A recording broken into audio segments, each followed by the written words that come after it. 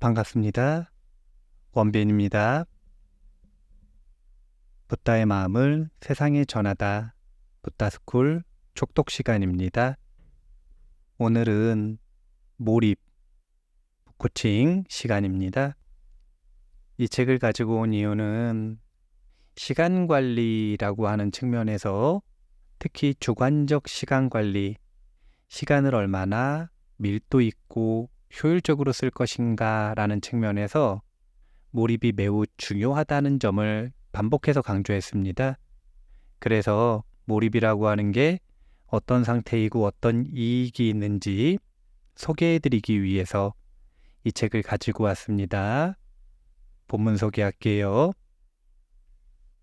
나 역시 1990년부터 1997년까지 아주 특별한 몰입 상태에서 연구를 진행했다.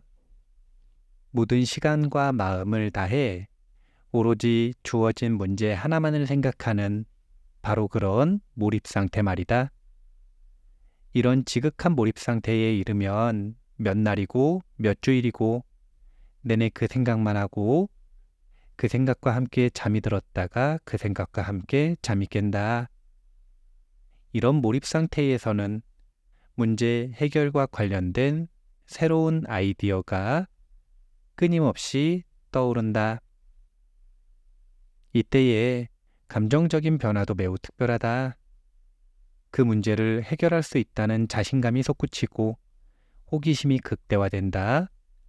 그리고 무엇보다 놀라운 것은 지고의 즐거움이 뒤따른다는 것이다. 바로 사고하는 즐거움이다. 이 사고하는 즐거움은 몰입에 뒤따라오는 것으로 작은 노력으로도 고도의 몰입 상태를 지속할 수 있게 하는 원동력이다.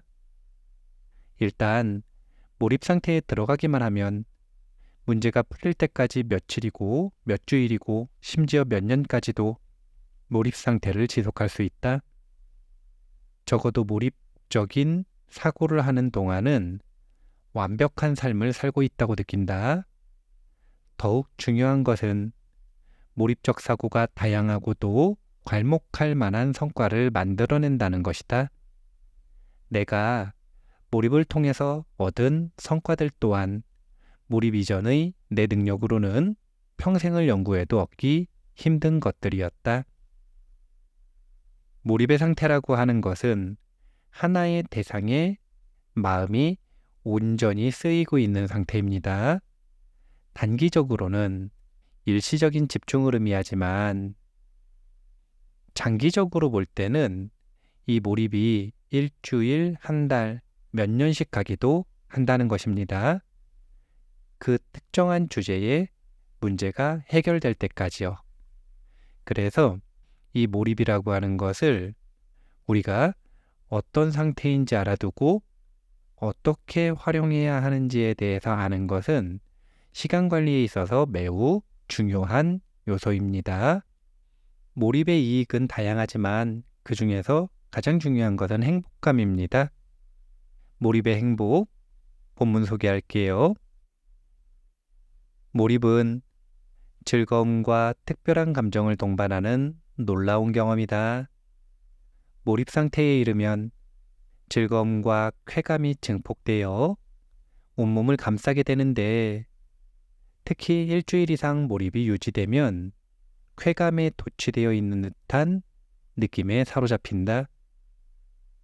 무엇보다 주어진 문제를 머릿속에 품고 있기를 몇 주간 지속하다 보면 열애하는 것 같은 감정 상태에 이르게 된다.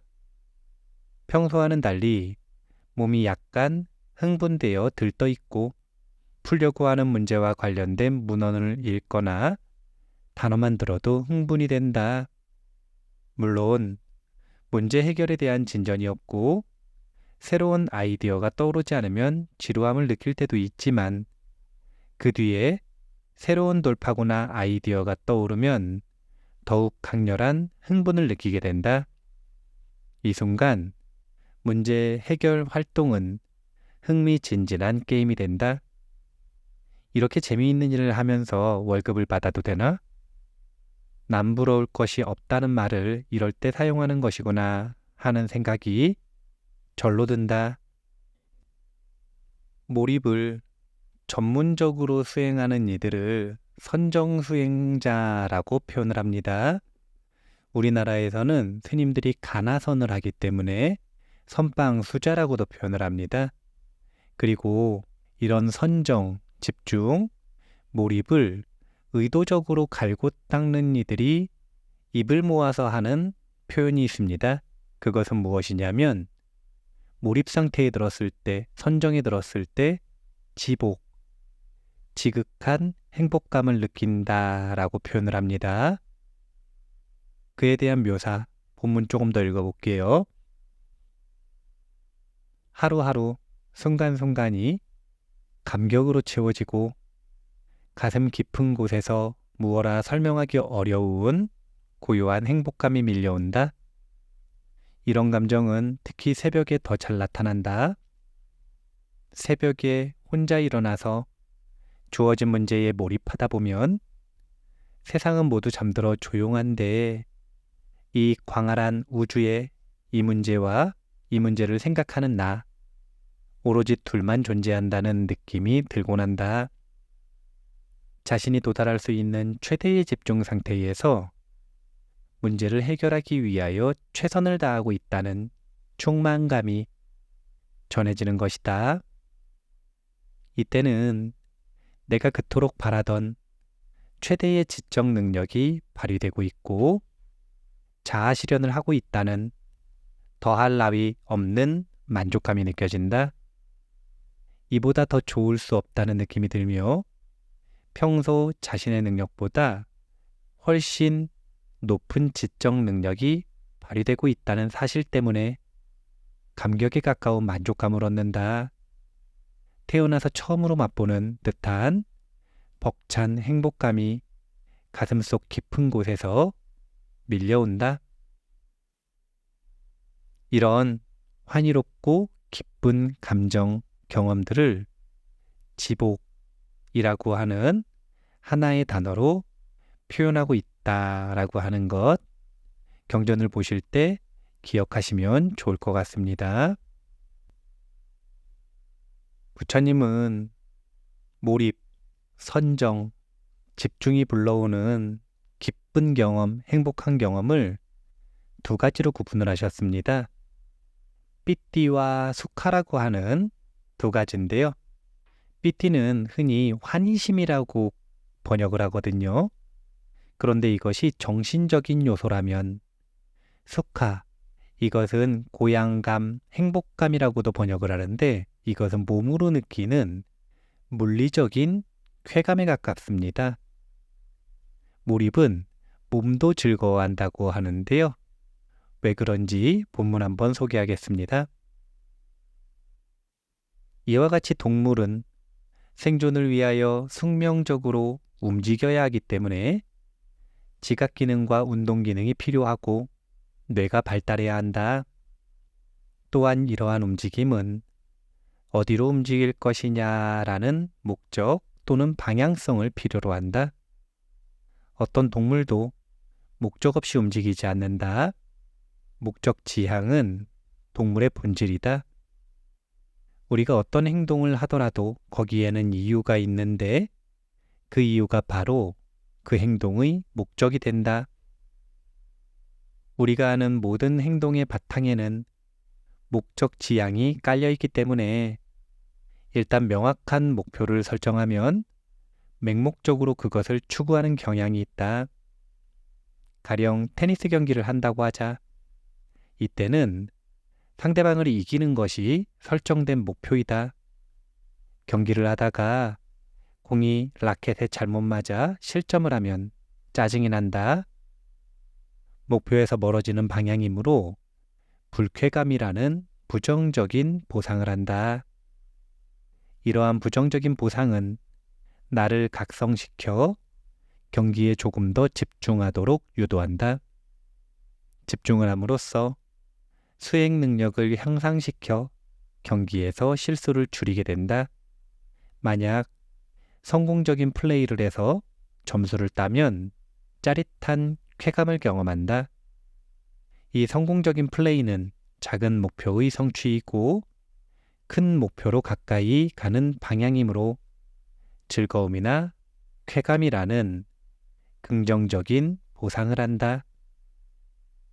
왜 우리가 무엇인가에 몰입하면, 집중하면, 전념하면 몸도 즐거워하는가?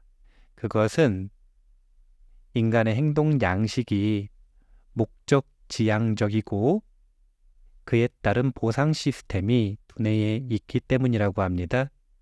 분명한 목적을 추구하고 그 목적에 가까워질 때 우리의 두뇌는 행복감과 쾌감을 불러일으키는 호르몬을 분비합니다. 그러면 우리의 마음은 그 호르몬에 걸맞는 경험을 하는 것이죠. 왜 목적을 가져야 하는지에 대한 분명한 지표 중에 하나라고 생각을 하시면 됩니다. 본문 좀 더 소개할게요.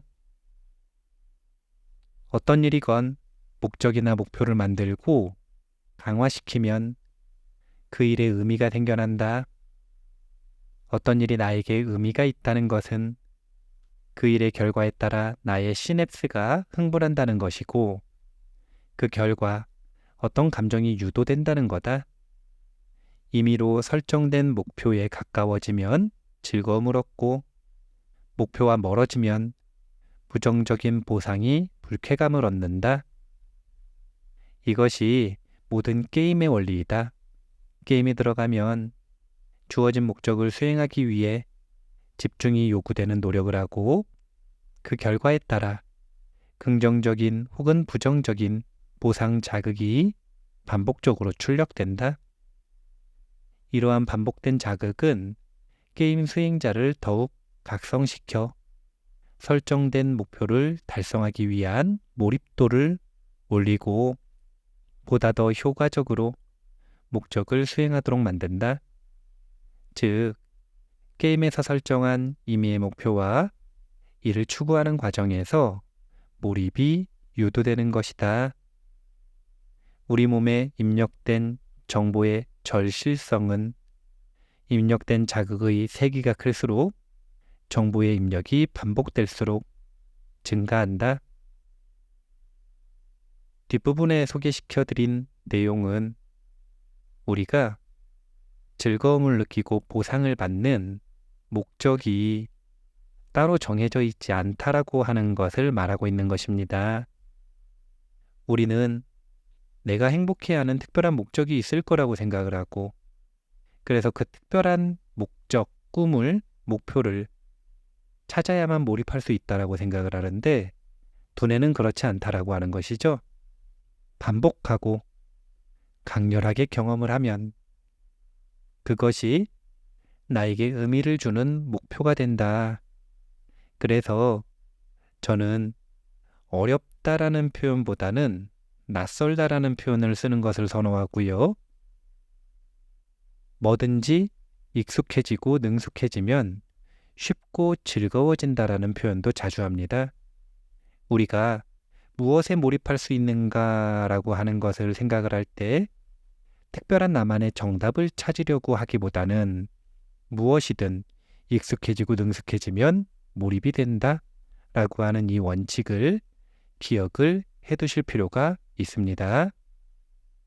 이 책에서는 의도적 몰입을 연습하는 5단계를 소개합니다. 구체적인 내용은 직접 읽어보시고 목차만 소개하겠습니다. 제1단계 생각하기 연습. 반복해서 하나의 주제를 계속 떠올리는 것입니다. 제2단계 천천히 생각하기. 집중하고 몰입한다고 해서 긴장하는 것이 아닙니다. 이완된 상태에서 슬로우 싱킹으로 천천히 생각하는 것입니다. 제3단계 최상의 컨디션 유지하기. 몰입에 들어가려면 육체도 정신도 컨디션이 최상을 유지해야 합니다.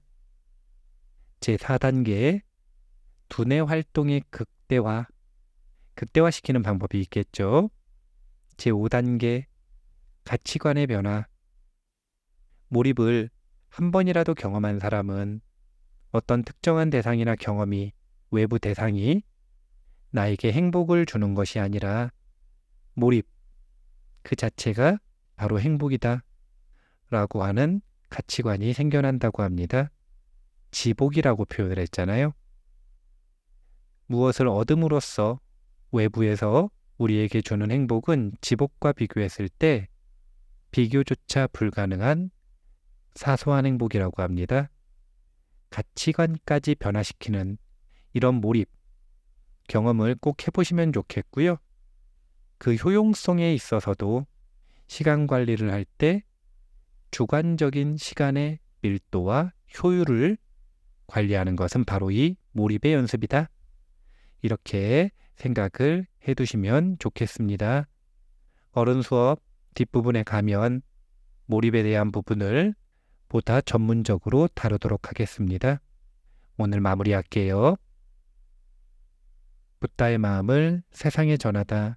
붓다스쿨 촉독 시간이었습니다. 감사합니다.